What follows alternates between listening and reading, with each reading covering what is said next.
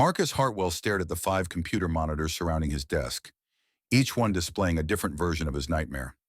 CNBC reported Technova Industries stock had crashed 72%. Bloomberg announced $8 billion in market value had evaporated. The Wall Street Journal speculated about bankruptcy. At 48 years old, the tech CEO who'd once graced the cover of Fortune magazine now sat alone in his corner office at 3 in the morning, nursing expensive scotch and watching his empire crumble. The 60-story San Francisco headquarters that had once symbolized his vision now felt like a mausoleum. Magazine covers on his walls mocked him. The prophet of platform economics, they'd called him. Now those same publications were writing his obituary. His iPhone buzzed with its 47th ignored call of the day. The board wanted answers. His CFO, Jennifer Calhoun, wanted a plan. But Marcus had nothing except pride and desperation. 7 consulting firms had paraded through his office with their PowerPoint presentations, McKinsey, Bain, BCG, all offering the same bitter medicine: cost cuts, layoffs, managed decline. He'd rejected them all, convinced only a radical solution could save him. The board meeting that afternoon had been brutal. David Kirkland, the silver-haired chairman, had made the ultimatum clear. 2 weeks, Marcus. Show us a concrete plan or we vote you out. 2 weeks to perform a miracle. The sound of squeaking wheels interrupted his dark thoughts. Rosa Delgado entered with her custodial cart, her silver-streaked hair pulled back in its customary bun. At 62, she'd been cleaning Technova's offices for 17 years, invisible to most, but she saw everything. "Mr. Hartwell," she said, startled to find him there. "I thought everyone had gone home." Marcus waved dismissively. "Don't mind me. I'm just watching everything fall apart." Rosa hesitated, then continued her work with practiced efficiency. She emptied trash bins, wiped surfaces, moved with the methodical grace of someone who'd performed these tasks thousands of times. Marcus watched her, finding something hypnotic in the routine. "You follow the news?" Marcus asked, his words slightly slurred. "Hard not to when you work here," Rosa replied, spraying and wiping the windows in smooth circular motions. "Then you know the ship is sinking." Rosa stopped and turned to face him. "Ships don't sink all at once, Mr. Hartwell. They take on water slowly, one leak at a time. The question is whether anyone notices the leaks before it's too late." Something in her tone cut through Marcus's alcohol fog. "And you think we have leaks?" Rosa set down her cleaning supplies and spoke with quiet certainty. "Mr. Hartwell, I've cleaned this building for 17 years. I see things. The executive floors get new furniture every year, but the employee break rooms? The microwave on floor 7 has been broken for 6 months. The copy machine on 9 hasn't worked in a year." She gestured toward his organizational chart on the wall. "I see departments working on the same problems on different floors, never talking to each other. I clean the same reports everywhere. Brilliant people working in isolation. I see beautiful offices where the smartest people in the world spend 12 hours a day, but they never talk to the customer service team on floor 4 who actually hear what's broken." Marcus stood, suddenly focused. "You've noticed all this?" "It's my job to notice what needs fixing," Rosa said simply. "You know what happens when you don't maintain a building properly? Problems start small, a leak ignored, a crack patched instead of repaired. You make the lobby beautiful while the foundation crumbles. Eventually, the whole building fails, and everyone's surprised except the people who actually maintain it. We saw it coming floors ago." Marcus walked closer, studying her face with an intensity that made her uncomfortable. "In 4 minutes, you've explained my company's problems better than 7 consulting firms in 6 months. I'm just a cleaner, Mr. Hartwell." "No, stop." Marcus ran his hand through his disheveled hair. "Everyone tells me what I want to hear, complex strategies, market analyses, but you just said it. Simple, clear." He met her eyes. "Come back tomorrow, during the day. I need someone who actually knows what's broken." Rosa agreed, and the next afternoon found herself sitting uncomfortably in Marcus's office, still wearing her custodial uniform among Italian leather and Brazilian walnut. "Be brutally honest," Marcus said, holding a notepad, something his staff had never seen him use in consultant meetings. Rosa took a breath. You've built a company where everything looks perfect from the outside. Beautiful offices, fancy technology, impressive presentations. But the things that actually make a company run, the people, the systems, the daily operations, they're neglected, broken. She leaned forward, warming to her subject. Floor 9, product development.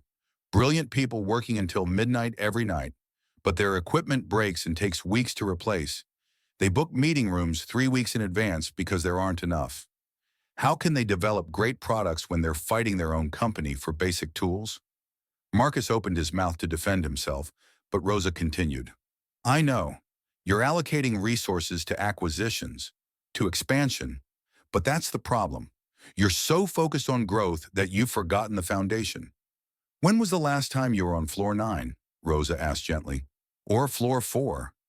Or anywhere that isn't this office or the boardroom? Marcus had no answer. That's your first leak, Rosa said. Disconnect. Your second leak is bigger. You stop trusting your people. Every decision comes through you. I hear them talking. We need Marcus's approval. What would Marcus want? You've hired smart people and made them wait for permission. That's not leadership. That's control, and it's drowning your company. She stood and walked to his windows. I remember when Technova was 4 floors.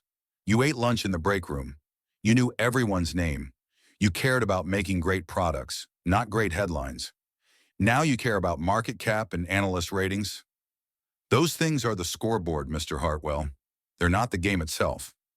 The words hit Marcus like physical blows, each one stripping away another layer of denial. How do I fix it? Same way you fix anything, Rosa said.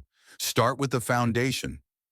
Over the next week, Rosa showed Marcus his company through new eyes.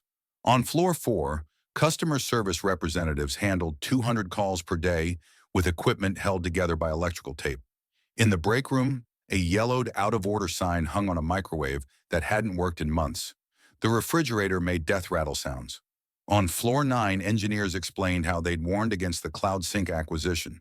$4 billion spent on incompatible technology. We wrote a detailed report, one engineer said, but someone decided you didn't need to see it. Marcus felt nauseated. His empire of control had created a system where crucial information couldn't flow upward. That evening, surrounded by notes on simple paper, Rosa outlined her strategy. First, fix the foundation. Give your people the tools they need. Second, flatten decision-making. Cut the 17 layers between ideas and execution. Third, stop the bleeding. Cancel anything that isn't core to what Technova does well. The CloudSync integration, Marcus began, is a sunk cost, Rosa finished. Your engineers told you it won't work. Believe them. Cut it loose. That's a $4 billion loss. It's already a $4 billion loss. Throwing good money after bad just stops you from focusing on what might save you. Marcus stared at his notes. Everything was obvious, painfully obvious. But it had taken someone outside the bubble to say it clearly. Why did no one else tell me this? He asked. Because they were protecting you, or themselves, or telling you what you wanted to hear. Rosa picked up her purse. Sometimes truth comes from people who have nothing to lose by telling it. Marcus implemented Rosa's advice immediately. He canceled unnecessary acquisitions, invested $200 million in employee infrastructure, and instituted walkabouts where executives met frontline staff. He empowered product teams to make decisions without 18 approval layers. He asked employees directly, "What's broken? Tell us." The media was skeptical. "Is Sterling having a breakdown?" the headlines asked. But within weeks, employee satisfaction rose. Customer complaints decreased. Product quality improved. 3 months later, at Technova's annual meeting, Marcus stood before investors, employees, and media. But this time, he wasn't alone. 18 months ago, this company was circling the drain, Marcus said. I was making every decision, and every decision was wrong. I want to introduce you to the person who saved Technova. He gestured to Rosa, dignified but clearly uncomfortable. Rosa Martinez taught me that the best insights don't come from the top floor. They come from every floor, every person, every perspective we've been trained to dismiss. He announced Rosa's new position as Chief Culture Officer and unveiled a new organizational structure with inside ambassadors from all departments, employee-led innovation teams, and radical transparency in decision-making. 6 months later, Technova's stock had recovered 80% of its losses. The company had regained market trust not through aggressive expansion, but through operational excellence and genuine care for its people. Rosa sat in her modest office as Marcus entered with coffee. "The board wants to write a case study," he said. "The cleaning lady who saved a Fortune 500 company." Rosa smiled. "That's not the story. The story is a man desperate enough to listen. To anyone. Even someone society told him had nothing valuable to say." "What's your secret?" Marcus asked. "My abuela told me, Mija, the person who cleans the house knows where all the dirt hides. Listen to those who touch everything but are seen by no one." They stood together at the window overlooking the city. "Do you ever regret it?" Marcus asked. "The quiet life you had before?" "Every day I cleaned, I was already doing this work," Rosa said, "seeing what needed fixing. Now people are finally listening." "That's not something to regret." Marcus looked at his reflection in the window. "What's next for you?"